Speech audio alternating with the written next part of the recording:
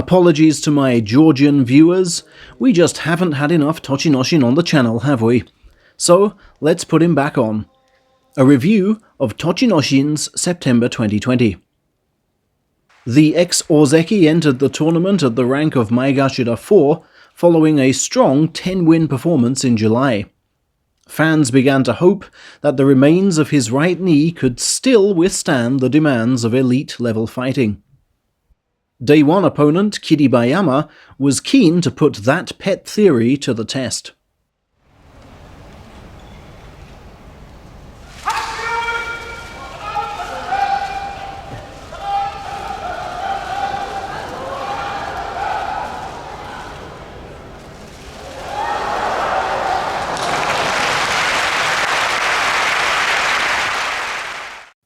As we see the Mongolian swiftly blocking the Georgian's outside left, ruthlessly exploiting the suspect leg, and meeting with almost no resistance on that right side.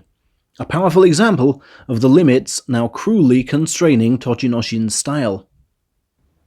Another tricky test awaited in the form of salt sprayer Terutsuyoshi on day 2.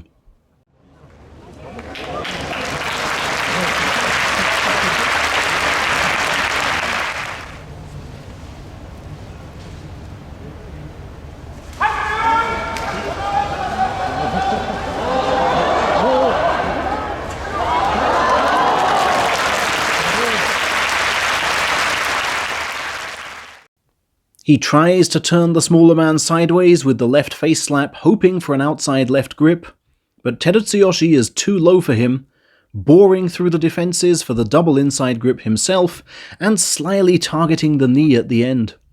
A 0-2 start for September, and against Terutsuyoshi.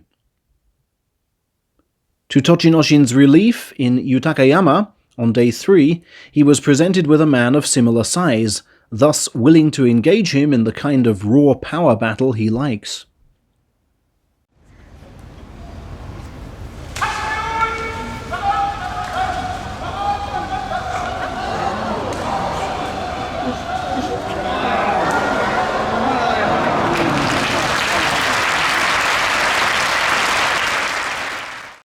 Here, the big advancing target is easy to hit with the forearm smash, then fend off with thrusts. He looks most troubled when Yutakayama starts to move, but utilizes his reach to repeatedly take advantage of his foe's stooping head. A well-planned first win.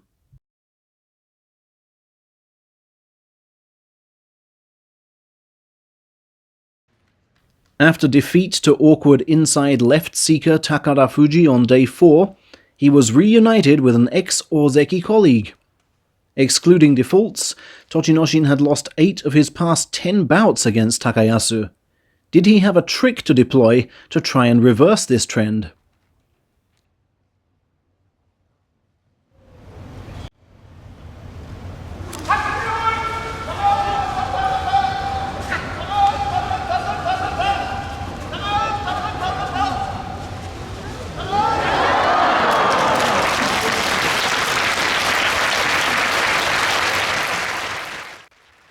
Yes, he did.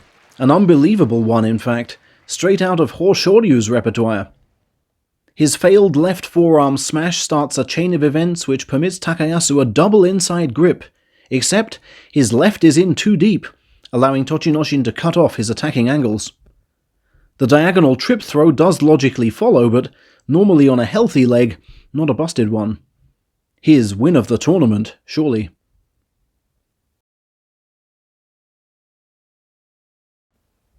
Day 6 saw the defeat to Shodai, which I already showed you in my Ozeki Shodai feature. The middle weekend saw him gain notable victories against Dai Eisho and Takakeisho.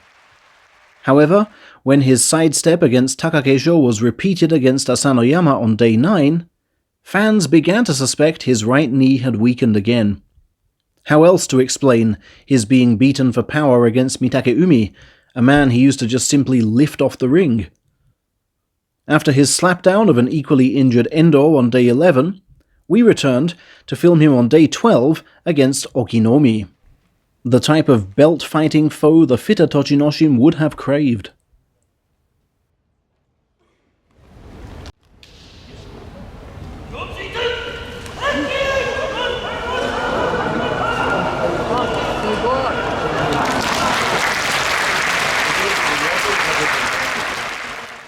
Okinomi is keen to get inside and doesn't mind conceding the outside left, but the Georgian, perhaps fearing trouble on the right, attempts a cross between a reverse neck throw and thrust over.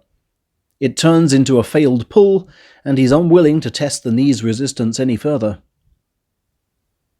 That loss put him on 5-7, meaning he needed to win all remaining bouts to keep rank. Next up was fellow tall guy Kagayaki on day 13.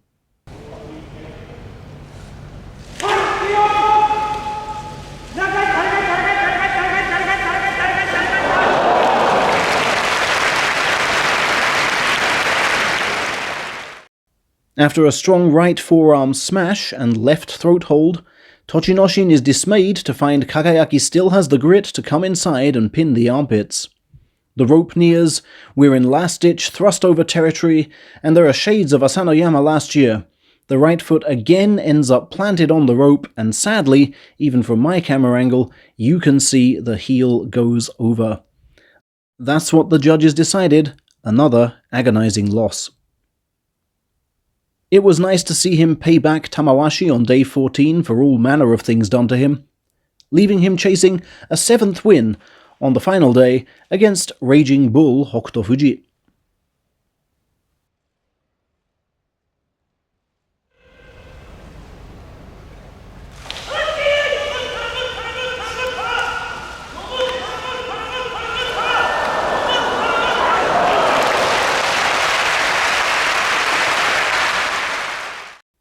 Well, that was vintage Hokuto Fuji, blunting Tochinoshin's attack with a throat hold as we've seen before, relentlessly pinning the left armpit, then landing a left throat hold while regaining his balance.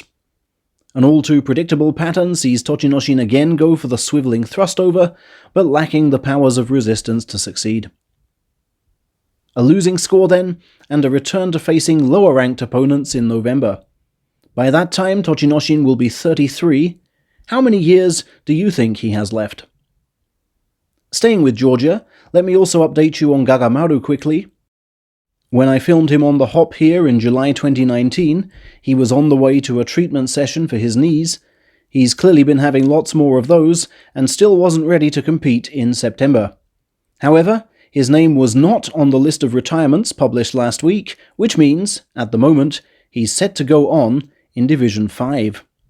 What amazing determination these Georgians have.